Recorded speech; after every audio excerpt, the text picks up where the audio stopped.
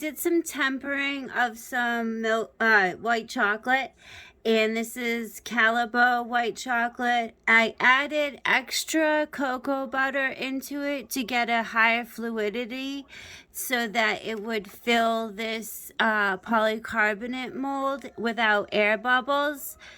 Because I was finding with the 3 mark fluidity that it wasn't filling it quite as well. And as you can see, it's retracting from the mold very nicely. Now take it out of the mold.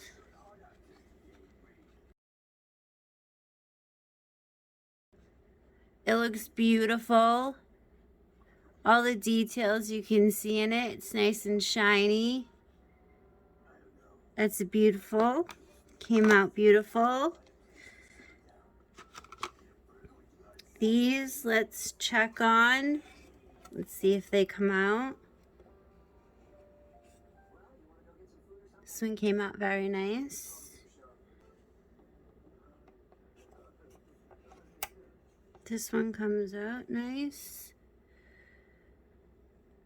So I tempered some Callebaut couverture chocolate yesterday, and I had mixed results because I added in cocoa butter drops along with some form of mycyro powder that I got off of Amazon. Both products I got off of Amazon. Now these I tempered in a polycarbonate mold like you see here.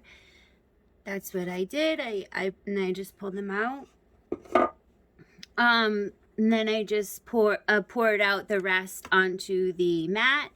And as you can see, some of the cocoa butter drops didn't mix all into the chocolate. I also used a bit of mycyro powder or cocoa butter powder, and I think it just didn't all mix in, and it made it kind of chunky. I mean, it looks like it's tempered. It snaps like it's tempered chocolate, but it doesn't look the best. So, lesson to be learned. I will check my ratios of cocoa butter and mycyro powder because I kind of just dumped stuff in and went with it. So this was an experiment, which is what chocolate and baking is all about, experiment and fun. So hope you learned something, hope you experiment, and hope you learn some things yourself. Bye.